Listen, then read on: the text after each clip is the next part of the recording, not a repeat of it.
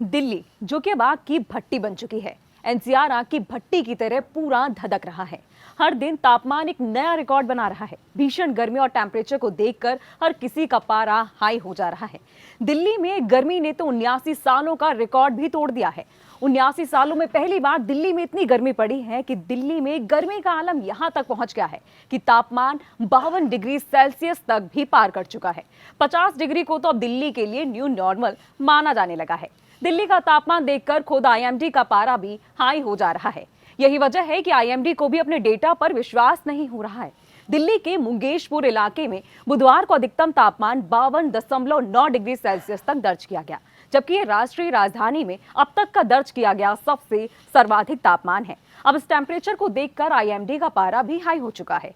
खुद आईएमडी को शक है कि इसमें भी कुछ झोल है।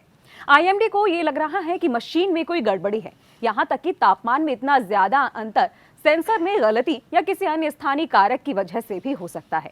अब मौसम विभाग का ये भी कहना है कि आईएमडी यहाँ पर लगे डेटा और सेंसर्स की जांच कर रहा है। यानी कि खुद केंद्रीय मंत्री किरण रिजिजू इस टेम्परेचर को देखकर बेहद हैरान हैं। उन्हें भी यकीन नहीं हो रहा है।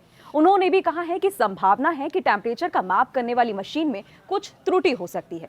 जो डेटा सामने आए हैं उन्हें वेरीफाई करने की प्रक्रिया भी शुरू कर दी गई है। आईएमडी के मुताबिक दिल्ली राष्ट्रीय राजधानी क्षेत्र में अधिकतम तापमान शहर के अलग अलग हिस्सों में 45.2 डिग्री सेल्सियस से लेकर 49.1 डिग्री सेल्सियस तक रहा। मुंगेशपुर में अन्य मौसम विज्ञान केंद्रों की तुलना में 52.9 डिग्री सेल्सियस तक तापमान दर्ज किया गया। ये सेंसर में त्रुटि या स्थानीय कारक के कारण भी हो सकता है। अब बता दें कि आईएमडी आंकड़ों और सेंसर की जांच भी कर रहा है। उधर केंद्रीय पृथ्वी विज्ञान मंत्री किरण रिजिजू ने एक एक्स पर एक पोस्ट में कहा कि अभी तक इसकी आधिकारिक तौर पर पुष्टि नहीं हुई है। दिल्ली में 52.3 डिग्री सेल्सियस तापमान बहुत ही कम होने की संभावना है।